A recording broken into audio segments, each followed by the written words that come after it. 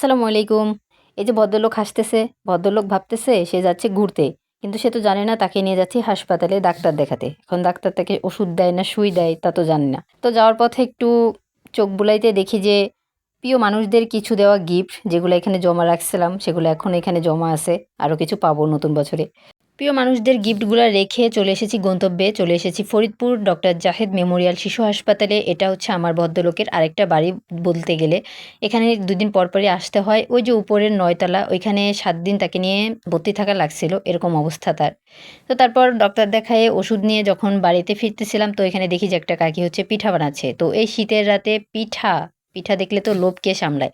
তো এখানে সে আগে বসে পড়ছে পিঠা নিয়ে। তো তাকে বসিয়ে দিয়ে তারপর হচ্ছে গিয়ে আমরা খাবো। এখানে হচ্ছে ভাপা পিঠা নিছিলাম ওর জন্য।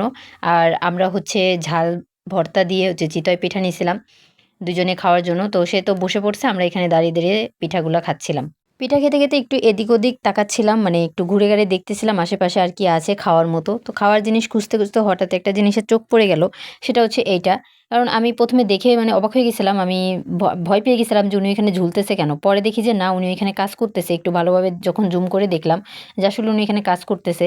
মানে জীবনে বেঁচে থাকতে হলে কত কিছু করতে হয়। রাত হয়ে গেছে তারপরেও লোকটা এখানে কাজ করতেছে। আসলেই মানে কষ্ট না করলে কপালে কিছুই নাই। এটা বাস্তব, সেটা সব জায়গায় প্রমাণিত। ওদিকের খাওয়া-দাওয়া শেষ করে আরেকটু সামনে আসতেই দেখি এখানে গরিবের পিজ্জা, বার্গার, স্যান্ডউইচ বিক্রি করতেছে। তো আমরা গরিব মানুষ ভাবলাম যে একটু বসে খেয়ে যাই। তো এখানে বসে পড়ছি একটু খাওয়ার জন্য। এখানে স্যান্ডউইচ নিছিলাম, ভাইয়াটা গরম করে দিচ্ছিল। আমি হচ্ছে মেয়োনিজের জন্য নিয়েছি কারণ আমার মেয়োনিজ খেতে অনেক ভালো লাগে। এখানে খাওয়া-দাওয়া শেষ করে সোজা বাড়িতে চলে আসছি। এখানে আর কিছু খাওয়ার কথা বলি নাই, তাহলে আর বাড়িতে আসতে পারতাম না। আল্লাহ হাফেজ, ভালো থাকবেন, সুস্থ থাকবেন। আমার ভিডিওটা এই পর্যন্তই। সম্পূর্ণ ভিডিও দেখে একটা কমেন্টে বলে যাবেন ভিডিওটা আপনাদের কেমন লেগেছে।